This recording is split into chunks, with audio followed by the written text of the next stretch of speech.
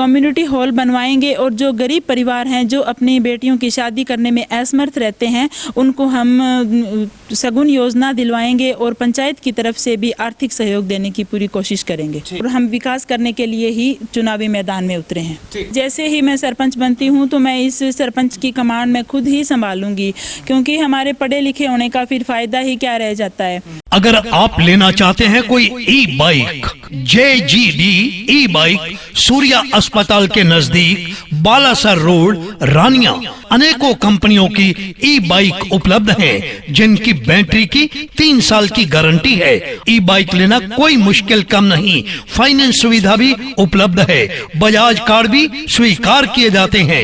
Navratra offer 2000 रुपए की नगद छूट। JGD ई बाइक बालासर रोड रानिया।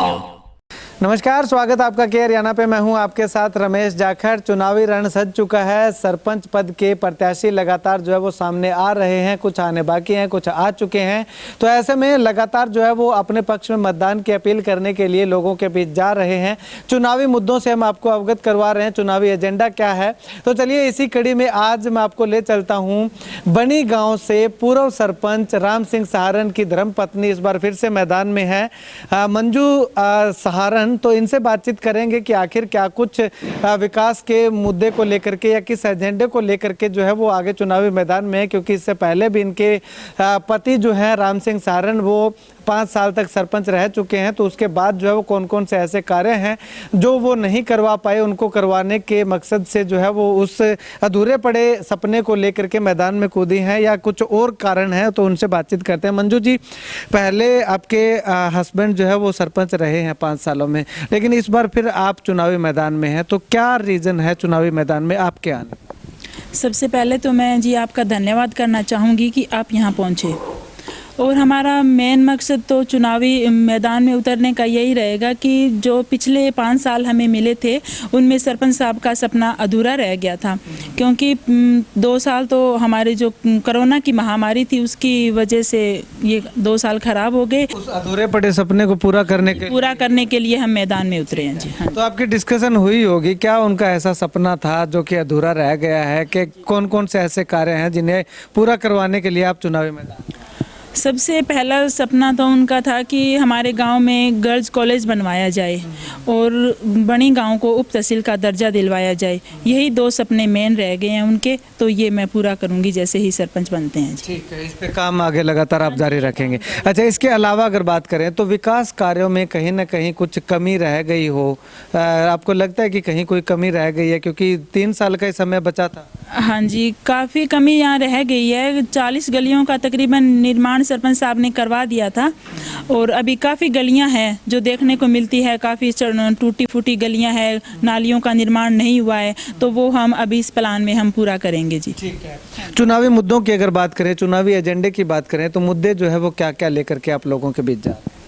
हमारा मेन मुद्दा तो यही है कि मैं महिलाओं के लिए, लड़कियों के लिए गर्ल्स कॉलेज बनवाना अवश्य ही चाहूँगी, और गलियां बची है उनको हम पूरा करेंगे, और गांव में एक बस स्टैंड का निर्माण करवाएंगे, एक मैरिज पैलेस बनवाएंगे, और जो PHC हॉस्पिटल है उसको हम CSC में कन्वर्ट करवाएंगे। हाँ जी। तो इसके अलावा अगर बात करें तो क्योंकि आप महिला हैं और लगातार मैं हर महिला सरपंच प्रत्याशी से यही सवाल खास करके पूछ रहा हूं कि महिला जो है वो सरपंच बन जाती है लेकिन उसके बाद में घर बैठ जाती हैं, उनके हस्बैंड हैं या उनके ससुर हैं वो आगे काम देखते हैं, यानी कि प्रतिनिधि शब्द जो है वो लग जाता है उनके आगे। तो उस प्रतिनिधि शब्द को हटाने की आप कवायद शुरू करेंगे या फिर प्रतिनिधि शब्द का चलन जो है वो ऐसे ही चलता रहेगा? जी देखिए, जैसे ही मैं सरपंच बनती हूँ तो मैं इस सरपंच की कमान मैं खुद ही संभालूंगी, क्योंकि हमारे पढ़े लिखे होने का फिर फायदा ही क्या रह जाता है। इसमें जो सरपंच साहब हैं तो उनका कुछ सहयोग आपके साथ रहेगा या फिर आप उनके बिना सहयोग के इंडिपेंडेंट तरीके से कमान संभालेंगे? नहीं जी, उनका सहयोग तो रहेगा।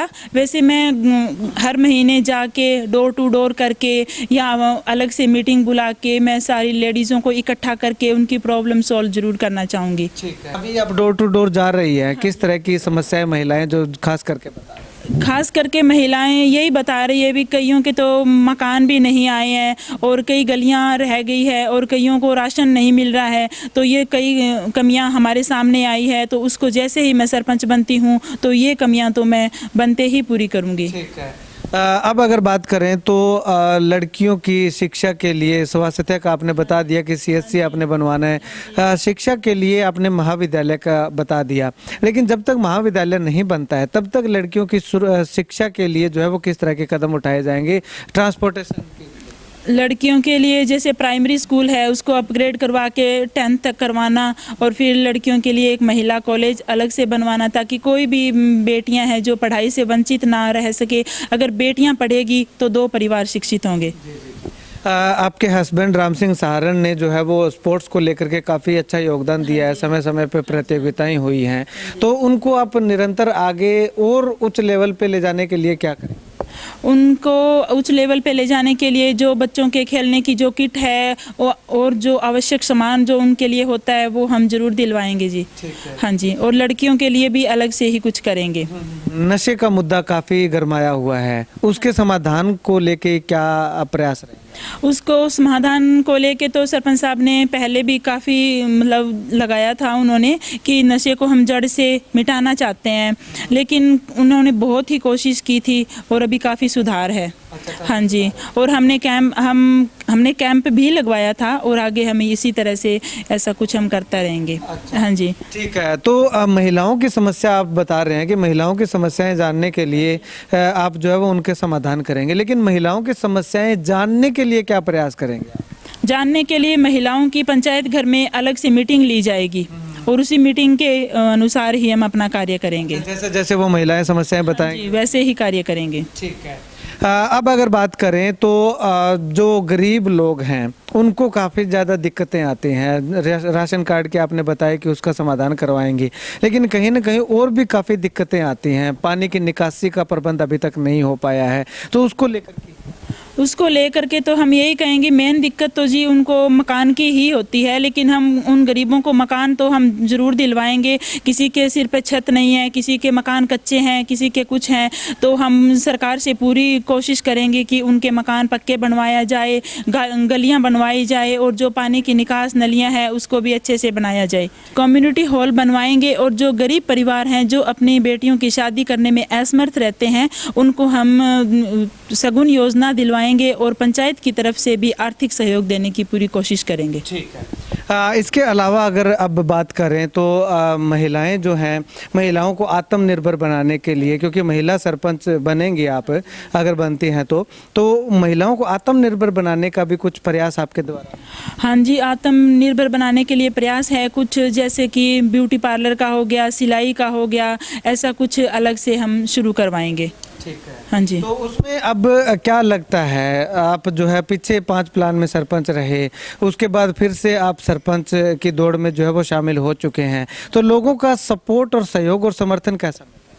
लोगों का हमें फुल सपोर्ट, सहयोग, सब कुछ हमें अच्छा ही मिल रहा है। हम डोर टू डोर जा रहे हैं तो हमें सबका अच्छा ही रिस्पांस मिल रहा है जी।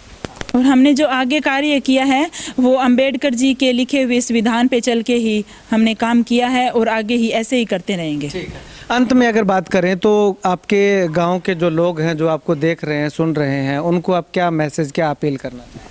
उनको तो मैं यही अपील करना चाहूँगी कि आप एक अच्छा सरपंच चुने और मतलब अच्छा सरपंच चुने, अच्छे को वोट करें, सपोर्ट करें, जो आपके काम आए, जिसने गांव का विकास किया है उसको वोट करें और हम विकास करने के लिए ही चुनावी मैदान में उतरे हैं। ठीक, शुक्रिया बातचीत के लिए। तो यहाँ पे मंजू सहारण जी जो कि पूर्व सरपंच, इससे पहले जो प्लान में सरपंच थे राम सिंह सहारण, उनकी पत्नी हैं और ये चुनावी मैदान में इस बार हैं।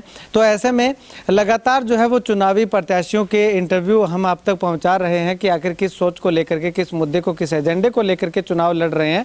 तो अभी मंजू सहारण जी ने जो कुछ मुद्दे, जो एजेंडे जो है वो बताए हैं, उनको लेकर के आप क्या कुछ कहना चाहेंगे? और इनका साफ तौर पर कहना है कि इससे पहले जो 5 साल का टर्म था, उस 5 साल के टर्म में 2 साल जो है वो कोरोना काल खा गया था। तो ऐसे में इनके जो सपने थे, जो सरपंच राम सिंह सारन ने जो सपने अपने गांव को विकसित करने के संजोए थे, वो अधूरे रह गए हैं।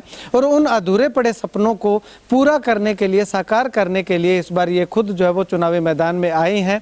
तो ऐसे में आने वाले समय में प्राथमिकता ये रहेगी कि उन अधूरे पड़े सपनों को जो है वो पूरा किया जाए और गांव को विकास के पथ पे और आगे ले जाया जाए। अगर प्राथमिक दृष्टि से अगर बताना चाहूँ तो लड़कियों के लिए गर्ल्स कॉलेज है वो बनवाना और बनी को उप तहसील का दर्जा दिलवाना, और इसके साथ साथ अगर बात करें तो जो पीएचसी बना हुआ है उसको सीएचसी में कन्वर्ट करवाना और स्कूल में और हॉस्पिटल में और ज़्यादा बेहतर सुविधाएं जो है वो लाना जो है वो इनकी प्राथमिकताएं रहेंगी। खैर, आप इस वीडियो को लेकर के क्या कुछ कहना चाहेंगे और राम सिंह सारन के द्वारा करवाए गए पिछले 5 सालों में विकास कार्यों को लेकर के आप क्या कुछ कहना चाहेंगे, कमेंट सेक्शन में कमेंट करके ज़रूर बताइएगा। कैमरा सहयोगी मुकेश के साथ रमेश जाखड़ के हरियाणा।